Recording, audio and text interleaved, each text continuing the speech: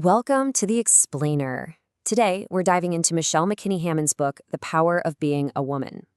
Now, this book has a really specific take on female identity and relationships, arguing that somewhere along the line, a pretty significant wrong turn was taken. Right from the start, the book diagnoses what it sees as a modern crisis. It frames the whole dynamic between men and women like a grand play, where, unfortunately, the actors have completely forgotten their lines. So what should have been a romance has become a tragedy. And that really sets the stage for the book's main goal, to re-examine the original script. So, what's the root of this problem, according to the author? Well, it all boils down to this central allegory, the story of a modern woman who has, in a word, lost her way. And this poetic framing is absolutely crucial. You have to get this part, because it's not just some fancy introduction. It's the very lens the author uses to look at the modern woman's journey and to pinpoint exactly where she believes things went off track. So the book's story kicks off with a woman who strays from the path she was meant to be on. And this journey is framed as a quest for equal rights. But, and this is a really big but, it's a quest on what the author calls male terms, which ultimately leads her away from her original design. What's so interesting here is that this woman's absence isn't portrayed as just a personal struggle. No, the book presents it as a cosmic one. This question, "Woman, where art thou?" is literally echoing through the heavens, which in this view signifies a major disruption in the natural order of things. Okay, so this right here, this is the heart of the author's diagnosis. The argument is that in the effort to prove her worth, the modern woman adopted this harder persona. And in doing so, has created a kind of identity crisis, leaving a lot of women feeling anxious and unfulfilled without really knowing why. And this journey isn't just about one person. Not at all. The author argues that it creates a massive ripple effect, a cascade that has a profound impact on, well, everyone. Think of it like a set of falling dominoes. That's exactly how the book lays out the consequences. In this narrative, it all starts with that first domino. The woman departs from her original design. Then, boom, the next one falls. Men step back from their roles. Then the next. Children get lost. Until finally, society as a whole begins to suffer. And this is the big connection the book makes. It links that personal struggle directly to a much broader societal problem.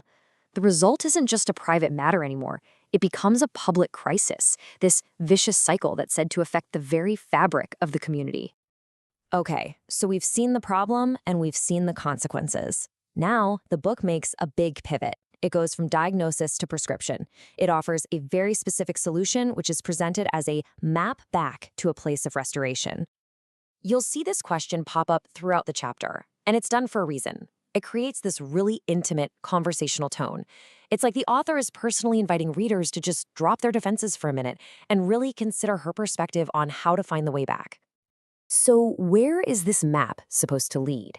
The author uses this really powerful metaphor, a liquid cocoon. And let's be clear, this isn't about being weak. It's a description of a place that's warm, soft, and relaxed, a state of being unthreatened, completely safe and secure. So this whole journey back is really framed as a chance to just let go, to stop that constant, exhausting struggle of trying to stay afloat all by yourself. It's about embracing a totally different way of being, which, you guessed it, leads to the book's redefinition of what it means to be a powerful woman. So what does this different kind of power actually look like? Well, to make the point crystal clear, the book contrasts its vision directly with a more familiar feminist slogan, drawing a really sharp line between two approaches to strength. Yep, that's a direct quote. The author is explicitly rejecting a model of power that she connects with confrontation and aggression. The roar is set aside for what she argues is a quieter, but much more effective form of strength. You can really see the two distinct paths the book lays out here. On one side, you have the roar, which is associated with going to war, with challenging, with provoking.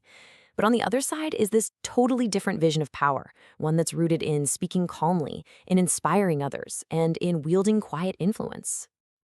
And remember that ripple effect we talked about earlier?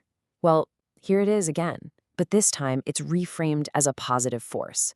The idea is that this soft power, this quiet influence, can start right from the home and create waves that have just as much impact on the world as any loud roar. All right, so let's bring it all together. The book's core message is a call to reclaim a specific kind of femininity the author believes has been lost. It identifies a problem, traces its cause, outlines the consequences, and then proposes a very clear path forward to restoration. So what we've done in this explainer is distill the central thesis of the power of being a woman. It presents one very distinct answer to a question many people are still asking, and it leaves us with a final thought that really underscores just how relevant and how complex this conversation continues to be.